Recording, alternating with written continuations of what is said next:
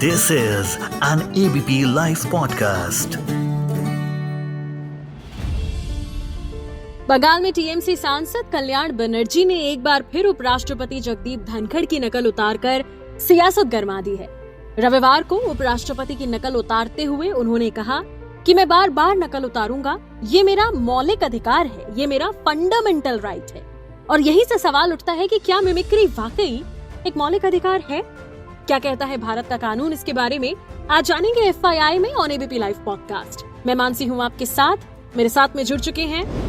मेरा नाम प्रदीप राय है, मैं सीनियर एडवोकेट हूँ सुप्रीम कोर्ट का। थैंक यू सो मच हमारे साथ जुड़ने के लिए ऑन एबीपी लाइव पॉडकास्ट। सबसे पहला सवाल जो मैं आपसे करना चाहूंगी वो यही, मिमिक्री क्या वाकई कोई फंडामेंटल राइट है यहाँ? क्योंकि जिस तरह से कल्याण बनर्जी ने कहा था कि ये मेरा फंडामेंटल राइट है, क्योंकि मिमिक्री एक एक्सप्रेशन है, तो freedom of expression in speech की अगर हम बात करें तो क्या मिमिक्री इसके दायरे में नहीं आती? देखिए, ऐसा है कि मिमिक्री आमतौर पे हम लोगों ने जो नोटिस किया है, वो कोई आर्टिस्ट जो होता है वो इसको यूज करता है। और मिमिक्री के लिए भी कई तरह के जो आपके लिमिटेशन है। ऐसा नहीं है कि आप कमर्शियल यूज के लिए किसी और स्टार की वॉइस को आप मिमिक्री करके और उसको इस तरह से बनाए जैसे कोई वही व्यक्ति उसको कर रहा है, तो उसमें अगर आप कमर्शियल यूज के लिए करते हैं तो आप शायद नहीं कर सकते, कई जगह उसकी लिमिटेशन है। लेकिन जहां तक इस तरह के मिमिक्री का सवाल है, इसमें भी आपको गरिमा देखनी पड़ेगी। आपको हर जगह एक रूल होता है। जैसे आप कई क्लबों के अंदर आप फोन लेके नहीं जा सकते। अब आप ये कह सकते हैं कि फोन ले जाना हमारा फंडामेंटल राइट है, लेकिन आप फोन लेके कई क्लब से आप नहीं जा सकते, वहां पर आप बात नहीं कर सकते, आपको बाहर आना पड़ता है। तो बिल्कुल इसी तरह से कई बार वेशभूषा से रिलेटेड है। अब आप संसद के अंदर अगर आप अपने सभा के सभापति के अंदर के लिए, जो कि उपराष्ट्रपति के पद पर आसीन है, तो उसकी अगर कोई नकल करते हैं या उसकी एक्टिंग करते हैं, मिमिक्री करते हैं, तो मेरे ख्याल से उतना अच्छा इसको नहीं माना जाएगा। और उसको डिसिप्लिन है या नहीं है, इस दायरे में तो कोर्ट भी नहीं पड़ती। इसको ये तो पूरा का पूरा स्पीकर के ऊपर या राज्यसभा के चेयरमैन के ऊपर ही छोड़ दिया गया है कि वो डिसाइड करेंगे कि वहां पर कहाँ पर अवमानना है और कहाँ पर अनुशासन मिलता है। मेरा जहां तक मिमिक्री को लेकर के अगर आप मेरे से सवाल पूछें, तो मैं केवल इतना कहूंगा कि मिमिक्री अगर आप पैसे के लिए नहीं कर रहे हैं, अगर आपको उससे फाइनेंशियल गेन नहीं हो रहा है और लोग को समझ में आ रहा है कि आप मिमिक्री कर रहे हैं, तो आप ये कर सकते हैं। कोई आर्टिस्ट वो करे।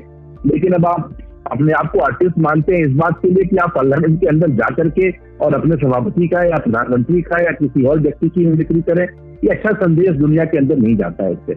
तो इसलिए अगर कोई अनुशासनात्मक कार्रवाई उस लिहाज से हुई है तो वो हो सकती है। अब वो कितनी होनी चाहिए, कितनी सजा देनी चाहिए, अगेन और फिर दोबारा से ये उनके विवेक पर ही निर्भर है, जो व्यक्ति ने इसका फैसला किया है। अनुशासनात्मक समिति जो होती है वो फैसला करेगी, स्पीकर फैसला करेंगे और चेयरमैन फैसला करेंगे। अच्छा, ये यानी कि मतलब ये हुआ कि अगर हम आर्ट के पर्सपेक्टिव से देखें तो मिमिक्री लॉ के अगेंस्ट नहीं है, और अगर संसद में की जाए तो ये कंटेम्प्ट ऑफ हाउस है। मेरा ये कहना है कि संसद के अंदर अगर की जाए और उसके अंदर अगर ये चेयरमैन को, स्पीकर को, कि ये एक तरह से संसद की गरिमा को ठेस पहुंचाने वाला है, तो ये कार्रवाई कर सकते हैं।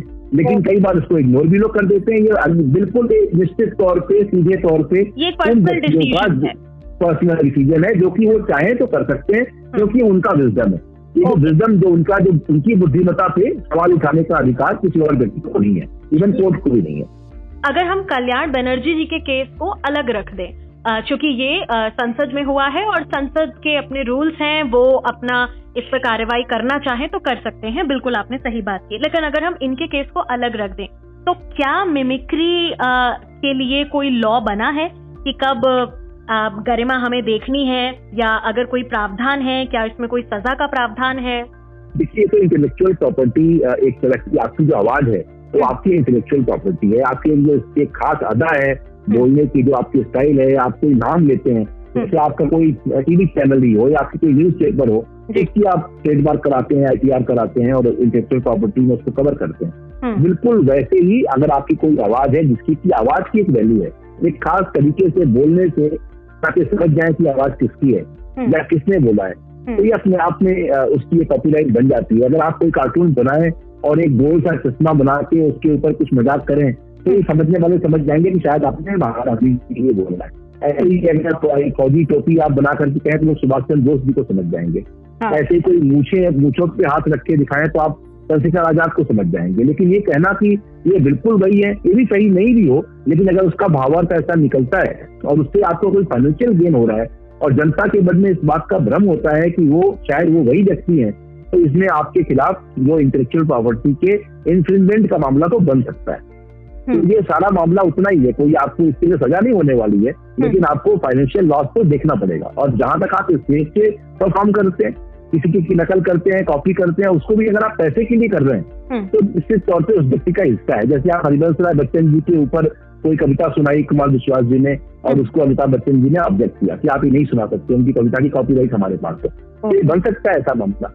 और ये बिल्कुल इस तरह से अगेन आपने कॉपीराइट कराई है नहीं कराई है, आप इन्फ्रिंजमेंट का केस डालना चाहते हैं या नहीं डालना चाहते हैं, उसके ऊपर निर्भर करता है। यानी कि मिमिक्री कुल मिला के इंटेलेक्चुअल प्रॉपर्टी राइट्स के अंदर हम ला सकते हैं, इसे ला सकते हैं, बिल्कुल ला सकते हैं। और अगर उससे ये क्लियर होता है कि आवाज उनकी है और आपने उसी व्यक्ति के लिए उसका जो आपका माइलेज है उस व्यक्ति के नाम पे ले रहे हैं, तो इसका एक मामला बन सकता है।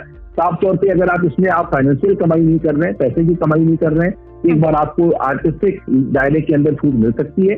लेकिन अगर आपका एक बिजनेस प्रपोजल है, आपका एक फाइनेंशियल गेन के लिए आप कर रहे हैं, इससे आपको पैसे का लाभ हो रहा है, तो इसमें कार्रवाई की जा सकती है। बिल्कुल। थैंक यू सो मच हमारे साथ जुड़ने के लिए ऑन एबीपी लाइव पॉडकास्ट। आपको बता दें कि मेगास्टार अमिताभ बच्चन ने दिल्ली हाई कोर्ट में एक अर्जी दायर कर अपनी फोटो, आवाज और नाम बिना परमिशन के यूज नहीं किए जाने की मांग की थी, जिसके बाद कोर्ट ने अंतरिम आदेश जारी कर एक्टर को राहत दी थी। आज के FII में फिलहाल इतना ही। मैं मानसी हूँ आपके साथ ऑन एबीपी लाइव पॉडकास्ट।